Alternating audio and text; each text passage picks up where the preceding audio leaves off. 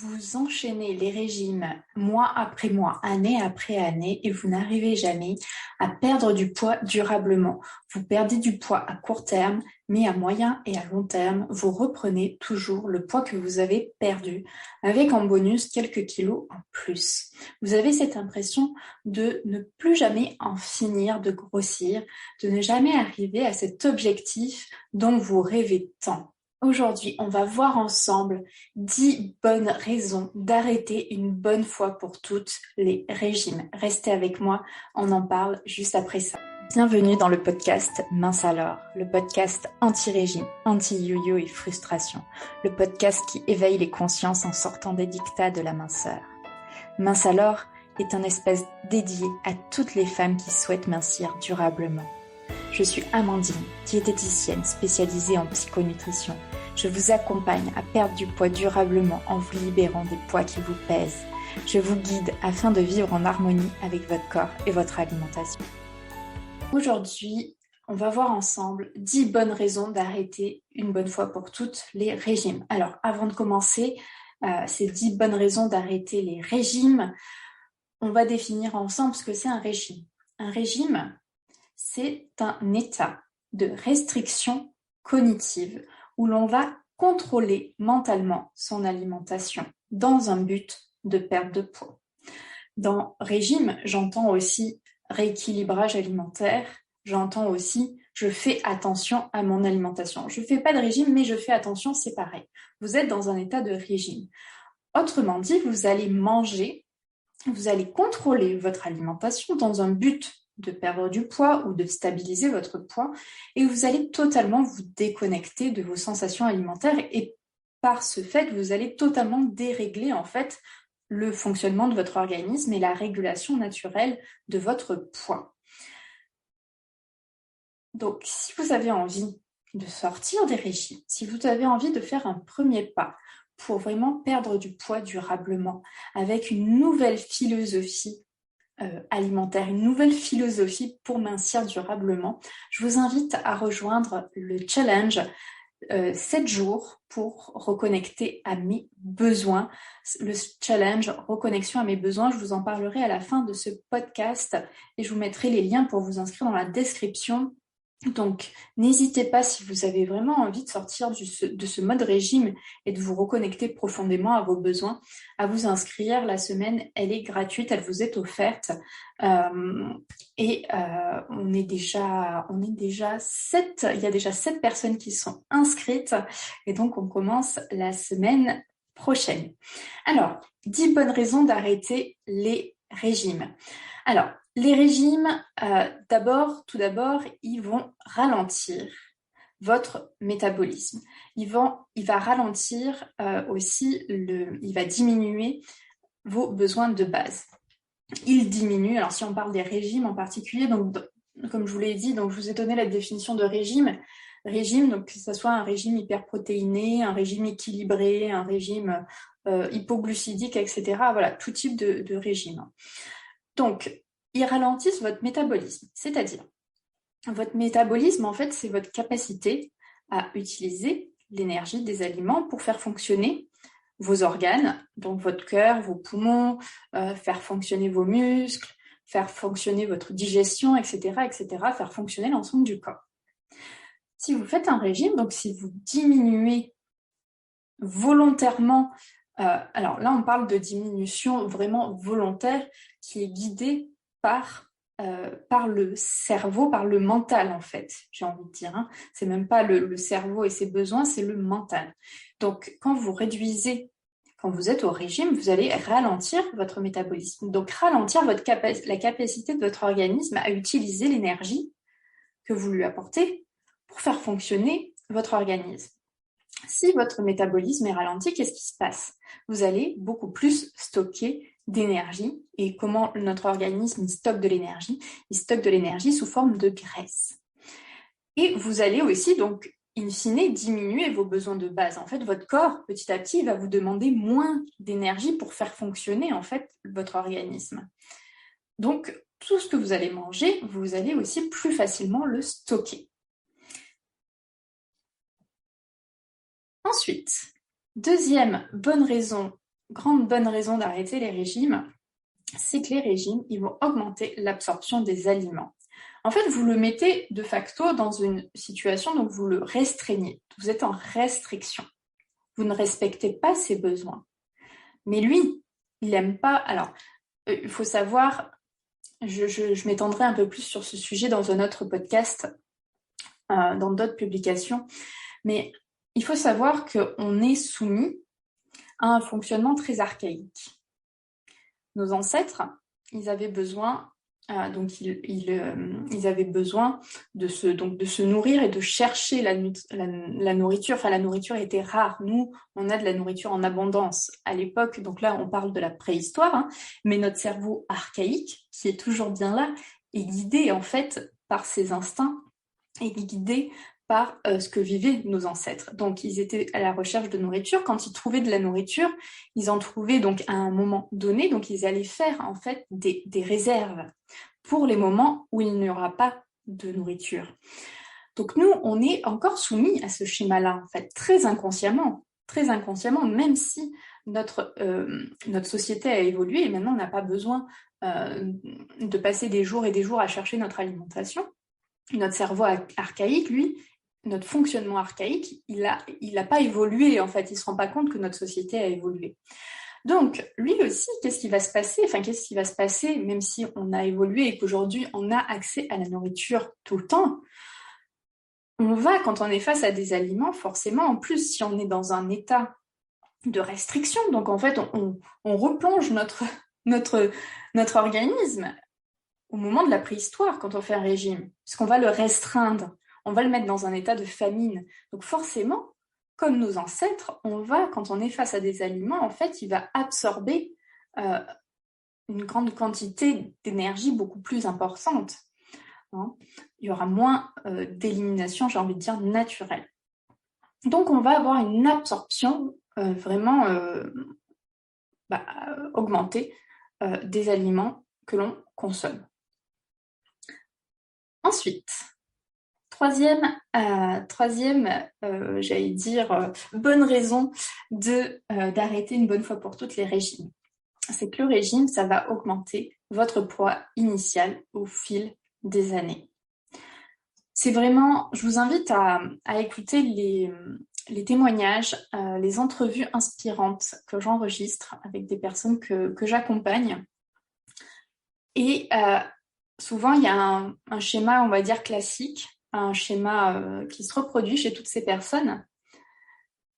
Elles ont, au début, on va dire, de l'adolescence, la plupart du temps, elles commencent à faire leur premier régime pour perdre quelques kilos, alors qu'au final, elles se rendent compte qu'elles n'avaient pas besoin de perdre ces kilos. Et en fait, au fur et à mesure de leur vie, et au fur et à mesure qu'elles font attention, qu'elles font des rééquilibrages alimentaires, qu'elles font des régimes, leur poids va augmenter au fil des années. Donc c'est vraiment un fait, c'est avéré, ça fait plus de 60 ans qu'on étudie ce phénomène-là, hein. C'est pas nouveau, mais l'industrie des régimes est tellement puissante et tellement forte, il y a tellement d'argent en jeu qu'au final, on a du mal même si ça émerge de tous les côtés, même si on en parle de plus en plus, de ces régimes qui sont dangereux. Souvent, le régime, on change de nom. Les industriels qui ont compris, ils changent de nom. Ils vont l'appeler autrement. Mais in fine, c'est toujours la même chose. Et donc, au fil des années, faire des régimes, ça va augmenter votre poids initial, votre poids de départ. Pourquoi ? Parce qu'à chaque fois, donc pensez toujours à ce cerveau archaïque, à ce fonctionnement archaïque en fait. Donc notre cerveau archaïque va en fait gérer en partie nos prises alimentaires. Donc ça, il ne faut pas l'oublier. Donc, pensez donc à tout ce qui s'est passé dans notre évolution, les périodes de famine, etc., les périodes de guerre où, au final, les gens survivaient. Hein, on est capable de survivre en mangeant moins, mais du coup, notre organisme s'adapte aussi en mangeant moins. Mais après, une fois que ces périodes de famine sont résolues, qu'est-ce qui se passe ? L'organisme, il est pas fou. Il sait qu'il a connu la disette, il a connu la restriction, donc forcément, il va emmagasiner du poids, il va emmagasiner de l'énergie au cas où ça se reproduise. Donc, il faut savoir que cellulairement parlant, c'est ancré dans nos cellules. C'est ancré, cette peur de manquer, elle est ancrée dans nos cellules. Et elle est accentuée par le régime. Donc, plus vous allez chercher à perdre du poids, et à perdre du poids, là, on est vraiment en dehors de votre connexion à vos besoins, en fait. On est sur une perte de poids mentale. Je veux faire X kilos. C'est pas possible de demander de connaître mentalement notre poids, c'est pas possible. Posez l'intention, l'objectif d'atteindre votre poids idéal, votre poids d'équilibre, ok. Mais de dire je veux faire X kilos, c'est pas réaliste. Et donc, plus vous allez priver votre organisme pour arriver à ce poids idéalisé, ben vous allez au fur et à mesure, en fait, donc placer votre organisme en situation de restriction, et puis lui, il veut pas revivre ça, en fait. Donc, à chaque fois, quand vous arrêtez le régime, au bout de quelques semaines, etc., vous allez prendre du poids. Que ce poids, vous allez donc, à chaque fois, vous allez augmenter en fait votre poids d'équilibre. Si votre poids d'équilibre avant de votre régime, il était à 70 kg, peut-être qu'après votre régime, il sera à 75. Parce que l'organisme, il se dit, votre corps, il se dit, mais je ne veux pas revivre ça. Donc, je vais faire des réserves. Donc, hop, allez, je vais grappiller quelques kilos. Et puis là, on ne va pas bouger. Hein. Et puis, si elle me refait encore ça, hop, on va encore se protéger. On va encore reprendre quelques kilos. Donc, voilà comment notre poids initial peut augmenter au fil des années. Faire des régimes, ça diminue aussi votre masse musculaire. Alors vous allez me dire, oui, mais dans un régime, on fait attention à l'apport en protéines, etc., etc. Ok, même si vous avez un régime hyperprotéiné, ce qui se passe quand vous réduisez vos apports caloriques, c'est que si votre organisme se retrouve à un moment donné avec un apport insuffisant en énergie, qu'est-ce qu'il va faire? Il va puiser dans un premier temps, il ne puise pas dans les graisses. Hein. Donc, il va puiser dans la masse musculaire. Il va utiliser les protéines pour faire fonctionner, pour avoir de l'énergie pour faire fonctionner l'organisme. Parce qu'il a besoin d'énergie pour faire fonctionner l'organisme. Donc, prioritairement, il utilise en fait les glucides. Mais justement, s'il n'y a pas un apport suffisant en glucides, et c'est souvent le cas dans les régimes, on fait attention au sucre, donc au sucre, j'allais dire raffiné, mais au sucre aussi, aux glucides de manière générale, contenus dans tout ce qu'on appelle les féculents, les pâtes, les pommes de terre, etc. Donc, si vous n'apportez pas suffisamment de glucides à votre alimentation, puis j'allais dire d'énergie de manière générale, premièrement, votre organisme, il va taper dans votre masse musculaire, dans les protéines contenues dans votre masse musculaire pour fabriquer son énergie. Donc, vous allez perdre du muscle, même si à côté, vous avez commencé du sport, etc. Et après, c'est dans un deuxième temps où là, il va puiser dans la masse graisseuse. Mais ça se fait dans un deuxième temps. Il y a toujours ce premier temps où il va puiser dans la masse musculaire. Donc, très mauvaise idée de se mettre au régime quand on veut prendre soin de ses muscles. Ensuite, ça va perturber aussi notre système immunitaire. Ça va perturber notre système de fonctionnement des hormones aussi, puisque dans l'alimentation, on a des facteurs, en fait, on a les nutriments vont avoir des rôles dans les réactions biologiques, chimiques, au niveau du système immunitaire, au niveau aussi du système thyroïdien, etc. Donc, ça va perturber notre système immunitaire. Ça va perturber aussi le mécanisme d'utilisation des sucres et augmenter la sensation de faim. Je vais vous parler là d'un phénomène peu connu. J'ai moi-même connu ce phénomène assez récemment dans une lecture très intéressante de Marie Thirion, qui est une médecin, oui, elle est médecin. Elle est médecin pédiatre et elle s'est beaucoup intéressée aux fonctions primordiales de l'enfant. Et elle a écrit un superbe bouquin, Pourquoi j'ai faim, de la peur de manquer à la folie des régimes. Si vous aimez ce type de littérature qui est assez scientifique, mais elle vulgarise, hein, bien entendu, je vous conseille de le lire, c'est très très intéressant. Donc, comment le régime perturbe le mécanisme d'utilisation des sucres? Donc là, on va parler du sucre de manière générale, que ce soit le sucre contenu dans les pâtes, le riz, etc., que le sucre pur contenu dans les gâteaux, ou le sucre qu'on peut rajouter à son yaourt, ou même le sucre des fruits. Pour comprendre comment le régime perturbe le mécanisme d'utilisation des sucres et augmente la sensation de faim, on va s'intéresser à l'insuline. L'insuline, c'est une hormone qui est sécrétée par certaines cellules, les cellules bêta de notre pancréas. L'insuline, il faut l'imaginer comme une clé qui ouvre la porte des cellules et qui permet au sucre d'accéder aux cellules et donc d'apporter en fait de l'énergie immédiatement dans toutes les cellules. Et bien sûr, s'il y a un apport en sucre excessif, l'insuline va aider dans la transformation des sucres en lipides, bien entendu, en graisse. Les lipides, ce sont les graisses. Une information qui est peu connue, c'est que l'insuline, elle a une action donc sur l'ensemble de l'organisme, mais elle a une action aussi au niveau de notre cerveau. Contrairement en fait à la plupart de nos hormones, l'insuline, elle n'est pas arrêtée par la barrière méningée, donc par la barrière en fait, j'ai envie de dire cérébrale. Donc en fait, notre insuline pénètre le cerveau. Et donc notre cerveau en plus a besoin de sucre en fait pour fonctionner. Et cette insuline qui va circuler librement en fait au niveau de nos aires cérébrales, elle va avoir une action donc d'apaisement et un rôle aussi anti-stress, mais aussi cette insuline à un autre niveau, elle va permettre en fait de couper la faim. Elle va stimuler la sécrétion de molécules qui sont anorexigènes, donc c'est-à-dire qui vont diminuer l'appétit, diminuer la faim.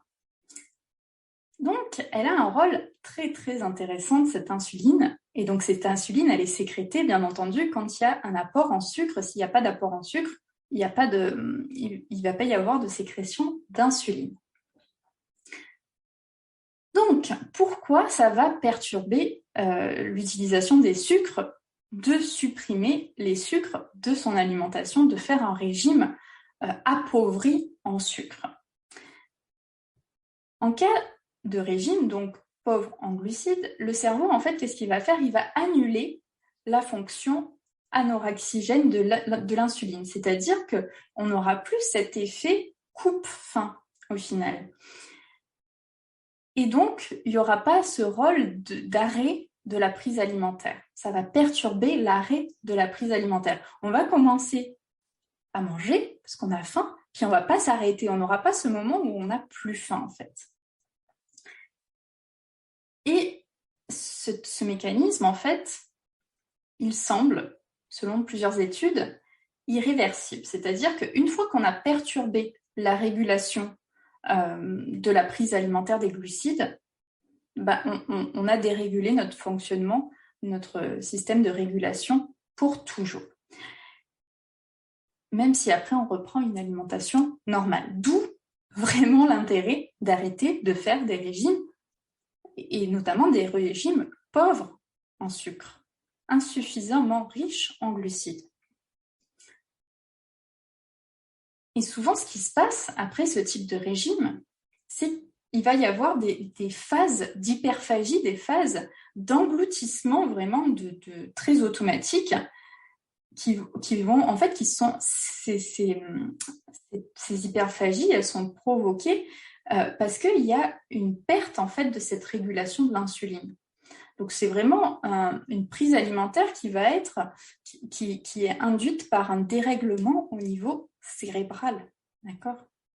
Donc, le régime entraîne des dérégulations au niveau cérébral qui vont perturber la consommation de sucre normale et qui vont perturber la sensation de faim. Donc, c'est vraiment important, j'allais dire, d'arrêter les régimes. Voilà. Ensuite, on va continuer avec donc une autre bonne raison d'arrêter les régimes, c'est que ça va entraîner une béance au niveau du tissu adipeux, du tissu graisseux, pardon, et ça va orienter donc notre métabolisme vers le stockage des graisses. Qu'est-ce qui se passe? Alors, quand on prend du poids, il y a deux mécanismes qui se mettent en jeu. D'abord, il y a un phénomène où nos cellules graisseuses, en fait, elles vont augmenter de volume. Donc, on mange plus, on a des apports énergétiques supérieurs à nos besoins, donc on va avoir de l'énergie stockée sous forme de graisse, et donc on va augmenter la taille de nos cellules graisseuses. Dans un deuxième temps, ou de manière simultanée, ça peut se passer de manière très simultanée, nos cellules graisseuses, donc elles vont atteindre un poids, elles ont une taille, on va dire, maximale, et donc après, forcément, s'il y a besoin de stocker davantage, eh ben, les cellules graisseuses, elles ont cette capacité en fait de se multiplier, donc on va multiplier nos cellules graisseuses pour pouvoir stocker l'excédent d'énergie. Donc, quand on fait un régime, on va diminuer, diminuer la quantité de graisse dans les cellules. Mais ça va laisser en fait du vide. Ça va nous laisser des cellules graisseuses vides.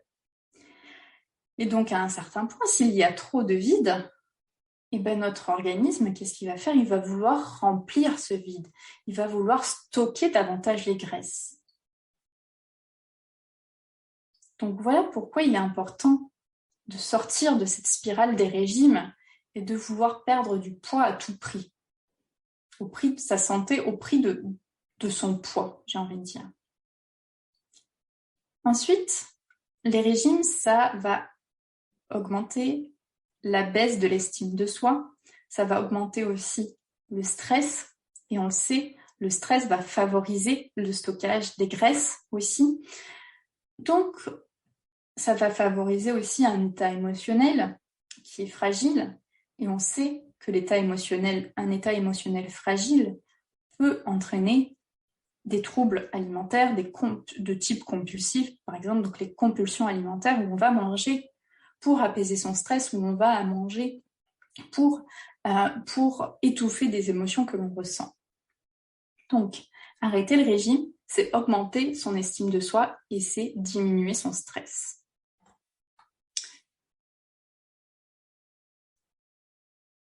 Une autre bonne raison, on en est à la 9e, je ne les ai pas citées au fur et à mesure.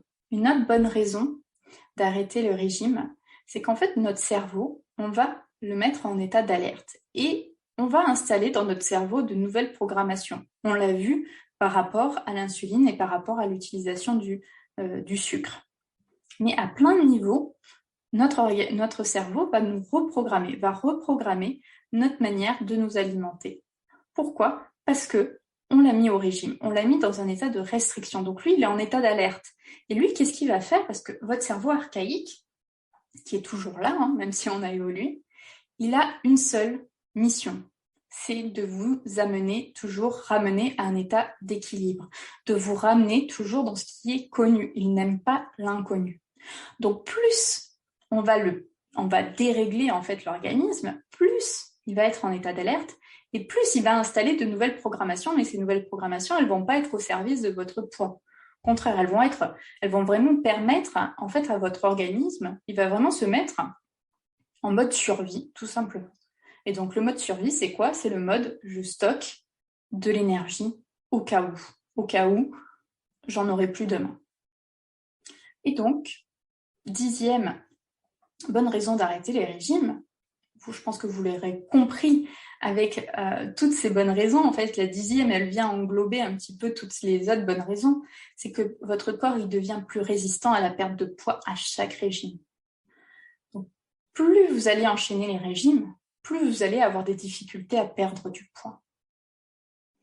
Alors, comment faire?